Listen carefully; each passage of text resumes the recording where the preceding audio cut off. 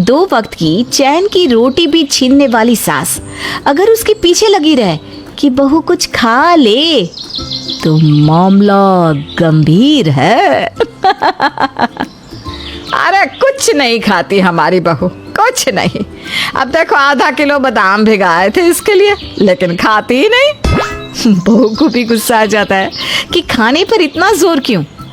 अच्छा माँ जी खा ही लेती हूँ। क्यों चाची, लाइए दीजिए बादाम। सास हाथ से एक बादाम बहू की ओर उछाल देती है। ले ये बचा है, तू तो खाती नहीं, अब फेंकूंगी थोड़ी ना, तो मैंने ही खा लिया। सास जोर का डकार मारकर चली जाती है। भला सोच, तेरी सास कितनी अच्छी औरत है। सारा दिन तेरे खाने पीने की चिंता में पतली होती जा रही है। एक हमारी बहू है, हमारा तो कुछ सोचती ही नहीं है। फिर शाम को, अरे रिन्नी बहू, जरा किशोर को तो फोन कर। क्यों माँ जी, वो तो अभी ऑफिस में है, 1 घंटे बाद निकलेंगे। तू ना बहू बोलती ज्यादा है, बाकी तेरे साथ कोई दिक्कत नहीं है। अरे जितना बोल रही हूँ उतना कर ना। बहू भी क्या करती, सास का कहा मानना डिफॉल्ट सेटिंग में होता है। पति को फोन लगाकर पकड़ा देती है फोन सास को। हाँ भाई किशोर, मैं तो हार गई। तेरी बीवी को बोल बोल करके कुछ खा ले, कुछ खा ले, लेकिन ना ये तो कुछ खाती है सारा दिन। तू एक काम करना, आते वक्त ना कल्लू के पास से 4 समोसे पकड़ लेना, भाई पसंद है ना इसको, शायद खा ले। अच्छा चलो रखती हूँ। और सुन, चटनी हरी लाल दोनों डलवा लेना, ठीक है?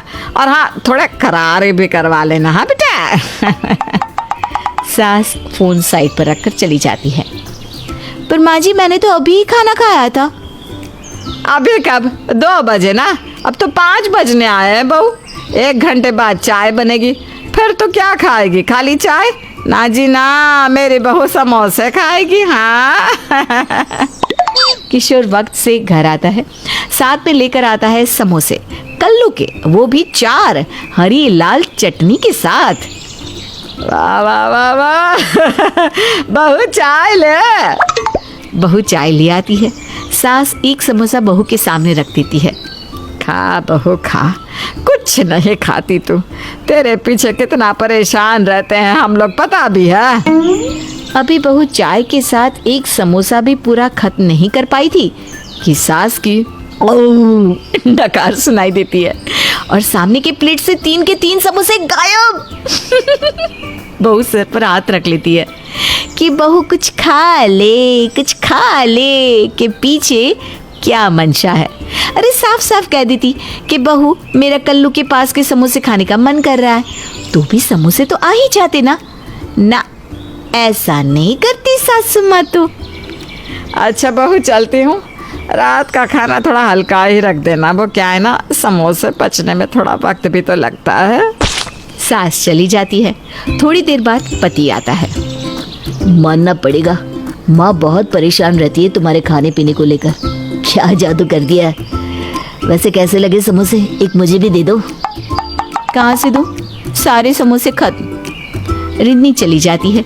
रिन्नी के जाने के बाद उसका पति, यार कैसी भूखी बीवी से पाला पड़ गया है, कितना खाती है, पता नहीं माँ को ही क्यों लगता है कि वो खाती नहीं। भला 4 समोसे, आम इंसान तो खा ही ना पाए, वो भी कल्लू के जो एक्स्ट्रा बड़े साइज के जंबो समोसे बनाता है। हम तो ये चटनी ही पी लेते हैं। तभी रिन्नी को और समोसे खाने का मन करता है, लेकिन समोसे तो खत्म। वो सोचती है कि चलकर चटनी ही पी लेती हूँ। वो वापस आती है, पति के हाथ से चटनी लेकर पी जाती है और चली जाती है। पति बेचारा। फिर अगले रोज, माँ हम कल पार्टी में चलेंगे, तो सारे तैयार है ना, मैं कल ऑफिस से जल्दी आ जाऊंगा। अरे वाह, किसकी पार्टी है? वो मेरे ऑफिस के है ना, उन्हीं की। वैसे वो लोग मेन्यू पूछ रहे थे कि हम लोग क्या खाते हैं, मुझे मैसेज कर देना अगर कुछ स्पेशल बनवाना हो तो।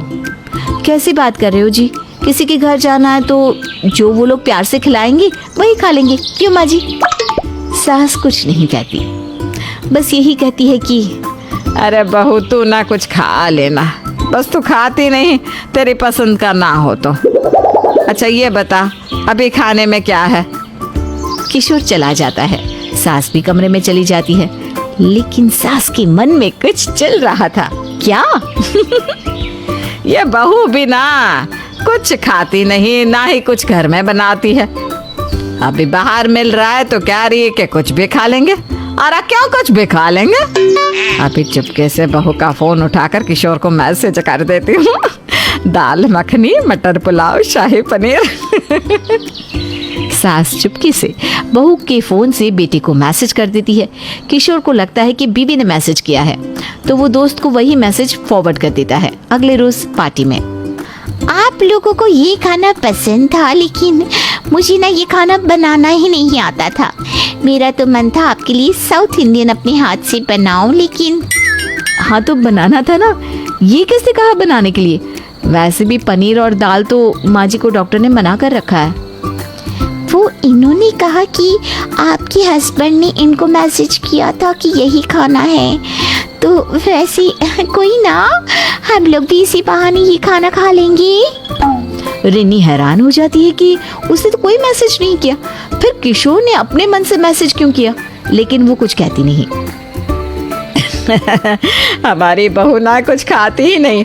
अरे रिन्नी रुक, मैं लाती हूँ तेरे लिए पनीर और दाल। सास ढेर सारा खाना अपने प्लेट में डालकर ले आती है, बहू को देती है पनीर का एक छोटा सा टुकड़ा। अरे खाती ही नहीं है जब तक मैं ना दूं। अरे खा ले बहू, कुछ तो खा ले। बहू समझ जाती है कि ये सारा काम सास का किया है। वो लोग खाना खाकर घर आ रहे थे कि अरे बेटा जरा रोक तो गाड़ी, आइसक्रीम ले ले।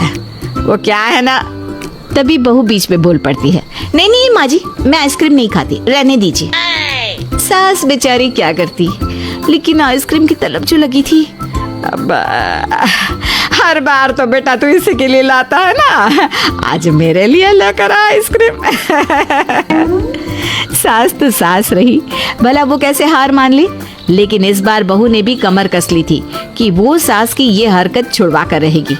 अरे कुछ खाने का मन है तो खुद के बल पर खाए ना कि उसके कंधे पर बंदूक चलाए। फिर अगले रोज, अरे बहू कितनी पतली हो रही है, कुछ खाती क्यों नहीं? किशोर जरा भी ध्यान नहीं देता तू बहू पर। अम्मा तू ही सारा दिन इसे खिलाती रहती है, मैं क्या बोलूं? जो बोलती है वो ला तो देता हूँ, अब क्या करूँ? इससे ज्यादा नौकरी छोड़कर खुद थोड़ी ना हाथ से खिलाने लगूंगा। चलो अब देर हो रही, रिन्नी जल्दी से नाश्ता लगा दो। रिन्नी उठकर जा रही थी कि हमेशा की तरह सास, रिन्नी बहू तू ना शुद्ध वो गाय वाला देसी घी है ना जो तेरे मायके से आया है, उसमें ना हलवा बना ले। वो क्या है ना, मोटापा चढ़ेगा थोड़ा तुझे। हाँ बहू जो पूरे मूड में होती है सास की खबर लेने के। वो क्या है ना माँ जी, अपने हाथ का तो मुझसे खाया ही नहीं जाता, तो आप बना दीजिए ना। हाँ माँ, तेरे हाथ का हलवा खाने का मन हो रहा है। अब यही होता है ना, ज्ञान देना तो आसान है लेकिन पालन करना मुश्किल। फिर एक रोज